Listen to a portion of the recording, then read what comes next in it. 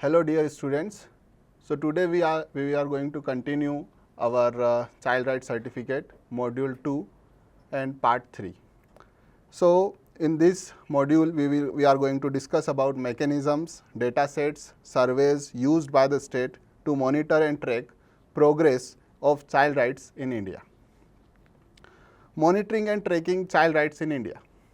India has mechanism to monitor and track child rights progress, ensuring its young citizens' protection and well-being. So here in this slide we will discuss about what are those mechanisms used by the state. The one of the first and foremost body in seeing the child rights is NCPCR. The full form of NCPCR is National Commission for Protection of Child Rights, a statutory body established by the Government of India to ensure that all the laws, policies and programs are in alignment with the child rights and that are enshrined in the Constitution of India as well as in the UNCRC, the United Nations Convention for the Rights of the Child.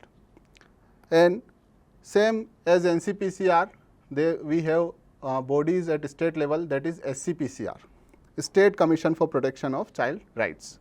These are similar to the NCPCR, but the function is at the state level, monitoring and protecting child rights in their respective states.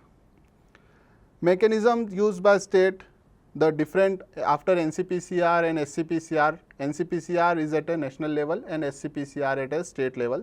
Then we have ICDS services, Integrated Child Development Services, a government program that provides food, preschool education and primary health care to children under 6 years of age and their mothers.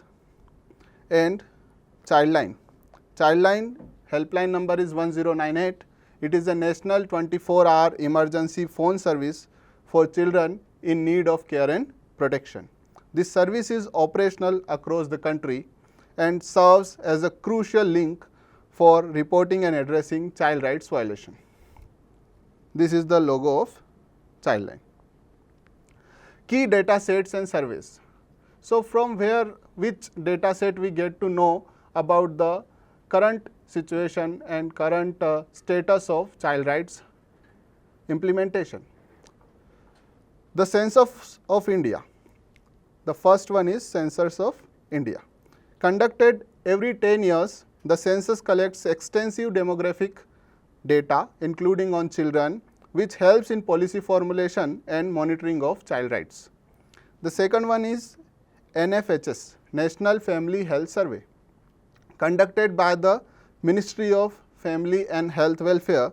This survey collects data on population, health and nutrition. It includes information on child health, immunization, nutrition and education. After these, if we see about the status of education, then the very important survey is ASER survey, that is Annual Status for Education Report. ASER is conducted by an NGO. The name of that NGO is Pratham. ASER provides data on the status of education and learning outcomes of children in rural and urban India. Monitoring child health and nutrition. So how the state monitor the health and nutrition level of children. The first indicator is the health indicator, tracking matrices like infant mortality rate, stenting and wasting of assessed child health and nutritional status. The second thing is nutritional programs, monitoring the implementation and impact of initiatives, the ICDS scheme. The third is immunization rates, ensuring universal access to essential childhood vaccinations to protect against preventable diseases. Now let's see about the access to education to children. So how to track access to education? There are three things, which is enrollment rates, learning outcomes and infrastructure. The monitoring the percentage of children enrolled in schools, including those from the marginalized communities. And for the learning outcomes, assessing the quality of education through standardized tests and learning assessments. And for infrastructure, we track the availability of schools, classrooms and basic amenities like toilets and drinking water. Now let's see how we measure child protection and safety. So for this we have Juvenile Justice Act, implementation of this act, Child Labour Act, birth, registration and child marriage.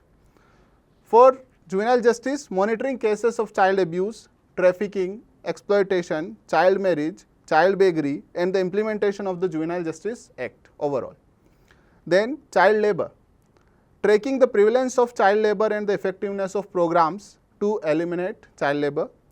Birth registration, ensuring universal birth registration to protect child rights and access to basic services. Still in India the birth registration is very low, also the death registration also. Child marriage, monitoring the incidence of child marriage and enforcement of the Prohibition of Child Marriage Act. Now for the fourth right, that is child participation, we assessing the child participation and empowerment. For this we have three things. First is student councils, second one is youth clubs and the third is child parliaments. Here in this photo we can see Bal Sansad, child parliament, and here a youth club is there. For student council, tracking the formation and functioning of student councils to promote child participation in decision making. For youth clubs, monitoring the engagement of children and adolescents in community based youth clubs and organizations. And in child parliament, evaluating the impact of child parliament and other platforms that gave children a voice in governance. Now let's see what are the opportunities for improving monitoring and tracking. How we can improve the monitoring and tracking of child rights.